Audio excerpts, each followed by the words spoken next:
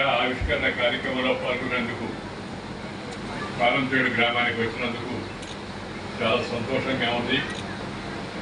దాంతోపాటు శ్రీ జాగరముడి ఉత్సాహం చౌదరి గారు, చంద్రమౌళి గారు, వారి బంధు కుటుంబ సభ్యులందరినీ కూడా ఒకసారి పరిగణించేందుకు అవకాశం కూడా లభించింది. మనసులో చాలా సంతోషంగా ఉంది.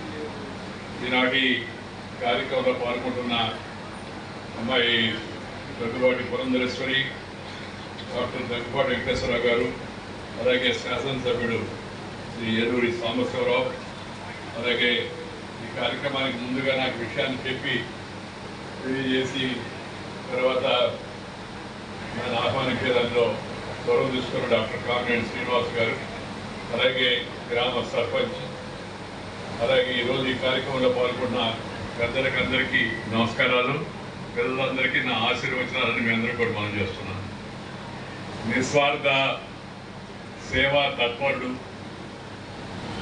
పాలనా దక్షుడు, దార్శనికుడు, అభ్యుదయ భావ సంపన్నుడు, విద్యాదాన నిరతాన్నదాన ఎల్లప్పుడు దానశీలుడు, స్వాతంత్రోద్యమ సాహితీ పోషకుడు అయిన శ్రీ జాగర్లపూడి కుప్పస్వామి చౌదరి గారి విగ్రహ ఆవిష్కరణ జరగడం, దాంట్లో మనందరం పాల్గొనడం, చాలా వారిని స్మరించుకోవడం చాలా ఆనందదాయకం. భ్రాతృత్వం, అలాగే మానవత్వం, అలాగే పాలనా దక్షత, స్నేహ సౌరభం, ఈ 4 సుగుణాలు వారిలో మనకు కనపడతాయి. సహజంగా ఈ అన్ని సుగుణాలు ఒక్కరిలో ఉండవు, ఏ కొద్ది మందిలోనూ. ఒకటేమో దాతృత్వం, అన్ని మంచి పనులకు దానం చేయడం.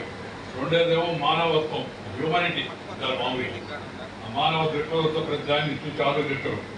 మూడవదేమో పాలనా దక్షత, జిల్లా బోర్డు అధ్యక్షుడిగా, శాసన మండలి సభ్యుడిగా, అలాగే స్నేహ సౌరభం, అందరితో స్నేహంగా ఉండడం. ఈ 4 సుగుణాలు ఆయన ఉన్న మహోన్నత లక్ష్యాలు. ఆ లక్షణాలను మనం కొంతవరకన్నా ఉడికి పుచ్చుకునే ప్రయత్నం ప్రతి ఒక్కరు కూడా జీవితంలో చేయాల్సిన అవసరం ఎంతో ఉందని మీ అందరికీ మనం చేస్తున్నాను. అన్నదానం కన్నా విద్యాదానం గొప్పదని మన పెద్దవాళ్ళు చెప్తుంటారు. ఎందుకంటే అన్నదానం ఆ పూటకి, విద్యాదానం వస్తే ఆ అన్నాన్ని సంపాదించుకునే మార్గం కూడా విద్య మనకు తెలియజేస్తుంది. ఈ విద్యాదానం చాలా గొప్పదని మన శ్లోకాలు కూడా చెప్పుకున్నాయి. అన్నదానాత్ పరం దానం, విద్యాదానాత్ అతఃపరం, అన్నేనా క్షణిక తృప్తి. అన్నం క్షణికంగా తృప్తినిస్తుంది. యావజ్జీవంతో విద్య, అంటే జీవితం అంతా మనకి వెలుగునిచ్చేది విద్య అని చెప్పని పెద్దవాళ్ళు మనకు చెప్పారు. మన పెద్దవాళ్ళు అనేక విషయాలను, సామెతలు, నుడికారాలు, లేదా మాటలు, లేకపోతే ఇలాంటి వచనాల్లో, శ్లోకాల్లో మనకు చెప్పారు. దురదృష్టవశాత్తు మనం వాటిని మర్చిపోవడం మొదలుపెట్టాం. వాటిని మళ్ళా తిరిగి గుర్తుంచుకోవాల్సిన అవసరం ఎంతో ఉందరు. నేను ఎప్పుడు చెప్తుంటాను, పిల్లలందరినీ ముందు వాళ్ళ అమ్మమ్మ, తాతయ్య, నానమ్మ, లేకపోతే తాతయ్య, వాళ్ళతో కొంత సమయం గడిపేటికి అలవాటు చేయాలి. నేటి సమాజానికి అది చాలా చాలా అవసరం. ఎందుకంటే పిల్లలు వాళ్ళకి గతం గురించి తెలవదు, సంస్కృతి గురించి తెలవదు, సభ్యత గురించి తెలవదు, మన పద్ధతుల గురించి తెలవదు, మన సాంప్రదాయాల గురించి తెలవదు. ఎందుకంటే వాళ్ళు ఏదో బడిలో చెప్పే మాటలు వినడం, రావడం, ఆ తర్వాత మిగతా టైం అంతా టీవీ చూసుకోవడం, ఈ కార్యక్రమంలో నిమగ్నం అయిపోతున్నారు. అలా కాకుండా నాకు నా సొంత అనుభవం చెప్తాను మీకు. నాకు 13వ నెలలో మా అమ్మ చనిపోయింది. మా అమ్మని గేదె పొడిచింది. ఈ పక్క పొడిస్తే అవతల పక్క పొడిచేస్తుంది. నన్ను చేతిలో పట్టుకొని ఉన్నాను, కింద పడేస్తుంది. అమ్మని చూసి అదృష్టం నాకు తెలవలేదు. ఆ అమ్మ ముఖవళికలు కూడా తెలవదు నాకు. ఇప్పుడే పురంధరేశ్వరి అమ్మాయితో చెప్తూ ఉన్నాను. అనేక రకాల ప్రయత్నం చేస్తున్నాం, ఫోటో అన్న సంపాదిద్దామని చెప్పారు. ఆ అదృష్టం కూడా దొరకదా. కానీ నేను మా అమ్మమ్మ, మా తాతయ్య వాళ్ళ సంరక్షణలో పెరిగాను.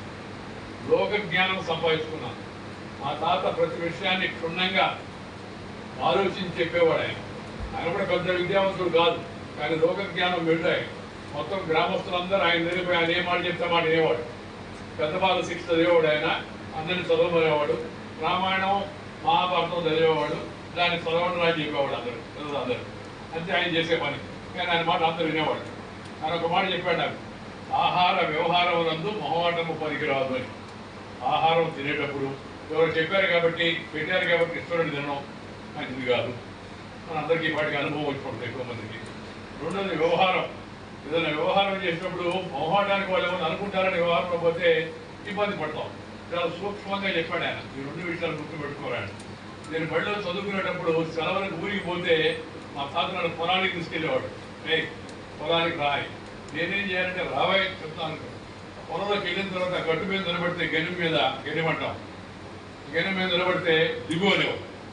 ఎందుకంటే అంటే మరుతాడు కట్టుకున్న మగవాడు గట్టు మీద నిలబడకూడదు, దిగు పొలంలోకి దిగేవాడు.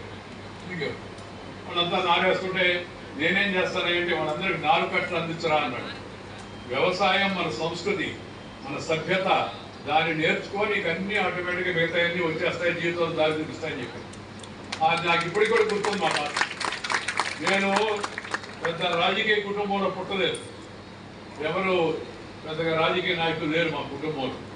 రెండు పెద్దగా చదువుకున్న కుటుంబంలో కూడా పుట్టలేదు. నేను చెప్పాను హైయెస్ట్ క్వాలిఫికేషన్ ఆ రోజు ఆయన పెద్ద బాల శిక్ష చదివాడు. అలాగే రాజకీయాల్లో రకరకాల మార్గాలు కూడా అవలంబించాలి. ఒకటే మార్గం, ఒకటే పార్టీ.